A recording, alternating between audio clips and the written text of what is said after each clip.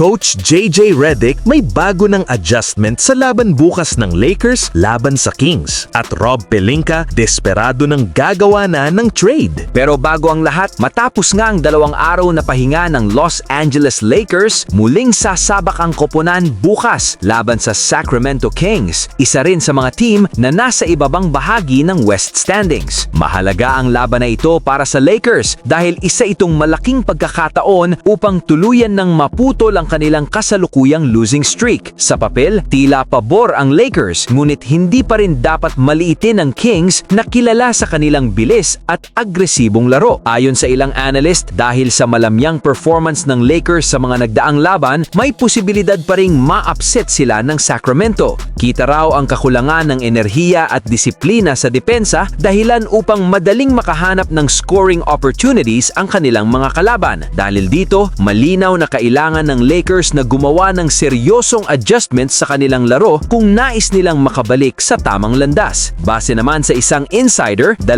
pangunahing pagbabago ang ipinatutupad ni Coach JJ Redick at parehong nakatuon sa depensa. Una, hinihingi niya ang double effort mula sa bawat manlalaro sa tuwing sila ay nasa loob ng court. Hindi na sapat ang umasa lamang sa individual defense, kinakailangan ang solidong teamwork, maayos na switching upang mapigilan ang opensa ng kalaban. Ikalawa, nilinaw ni Redick na hindi epektibo ang sabayang pagpapalaro kina Luka Doncic at Austin Reeves lalo na sa depensa. Madalas daw itong sinasamantala ng mga kalaban kaya mas mainam na ipares si Doncic sa mga defensive-minded players tulad nina Marcus Smart at Jared Vanderbilt upang mas maging balanse ang lineup. Bukod dito, kinausap din ni Redick si LeBron James tungkol sa paghina ng opensa ng team mula nang siya ay bumalik. Nagkaroon sila ng isang meeting kung saan tinalakay ang lahat ng issue ng koponan. Sa ngayon, determinado ang Lakers na ayusin ang kanilang sistema at magsimula muli sa pamamagitan ng isang panalo laban sa Kings.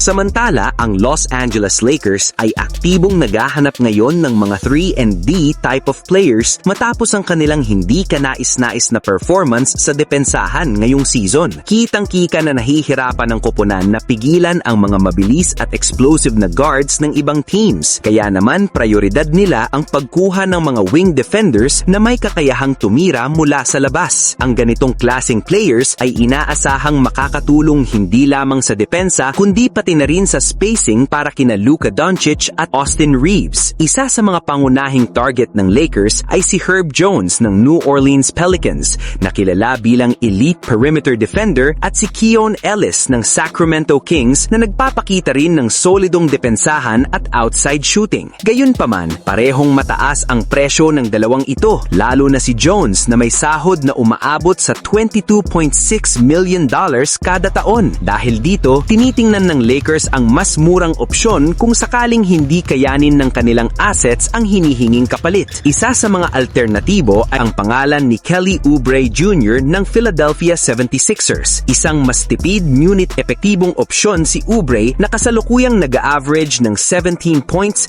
at 5 rebounds kada laro sa 50% shooting mula sa field habang sumasahod lamang ng $8 million kada taon. Kung ikukumpara, mas mabigat ang kontrata ng ibang role players na may mas kaunting kontribusyon. Sa panig ng 76ers, naghahanap sila ng mga spot-up shooters at posibleng magpakita ng interes kina Dalton Knecht o Gabe Vincent. Ayon sa mga ulat, umiikot na sa trade talks ang pangalan ni Oubre Jr. dahil sa kanyang expiring contract. Sa kasalukuyan, naghahanap ang Lakers ng isang 3-and-D wing, ngunit ayon sa ilang analyst, maaari rin nilang ikonsidera si Naz Reid mula sa Minnesota Timberwolves, kabilang sa posibleng trade package sina Rui Hachimura, Dalton Knecht, Maxi Kleber, Gabe Vincent at ilang future first-round picks. Gayunpaman, ayon sa mga analysts, mahihirapan itong matuloy dahil kakapirma pa lamang ni Reid ng bagong kontrata noong nakaraang season.